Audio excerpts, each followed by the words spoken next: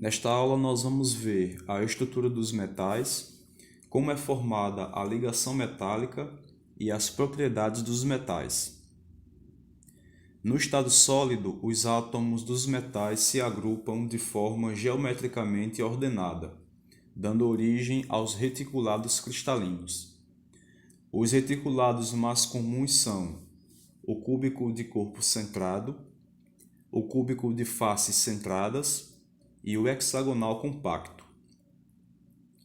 Em geral, os átomos dos metais têm apenas 1, 2 ou 3 elétrons na última camada eletrônica. Por exemplo, o átomo de ferro, que tem 2 elétrons na última camada. Essa camada está normalmente afastada do núcleo, que consequentemente atrai pouco aqueles elétrons. Como resultado, os elétrons escapam facilmente do átomo e transitam livremente pelo reticulado. Desse modo, os átomos que perdem elétrons transformam-se em cátions, os quais podem logo depois receber elétrons e voltar à forma de átomo neutro, e assim sucessivamente. Podemos dizer que, segundo essa teoria, o metal seria um aglomerado de átomos neutros e cátions, mergulhados em uma nuvem de elétrons livres. Esse fluxo de elétrons levou à criação da chamada teoria da nuvem eletrônica. Assim, a nuvem de elétrons funcionaria como uma ligação metálica, mantendo os seus átomos unidos. Em virtude de sua estrutura e do tipo de ligação, os metais apresentam uma série de propriedades características. Os metais, em geral, são bons condutores de calor e eletricidade.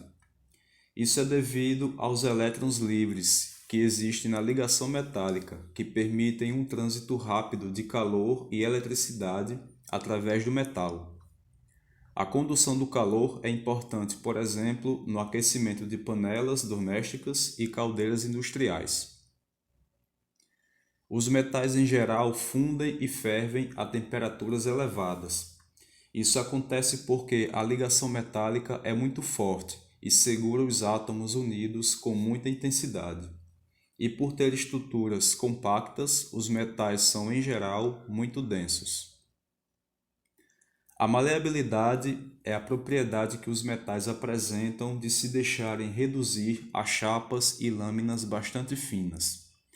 Isso é possível porque os átomos dos metais podem escorregar uns sobre os outros, o que se consegue martelando o metal aquecido ou então passando o metal aquecido em cilindros laminadores, que o vão achatando progressivamente, originando assim a chapa metálica, que é usada na fabricação de aviões, carros, navios, geladeiras, entre outros.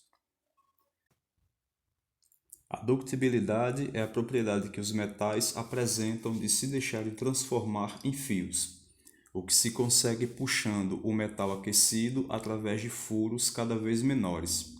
A explicação para isso é semelhante à da maleabilidade.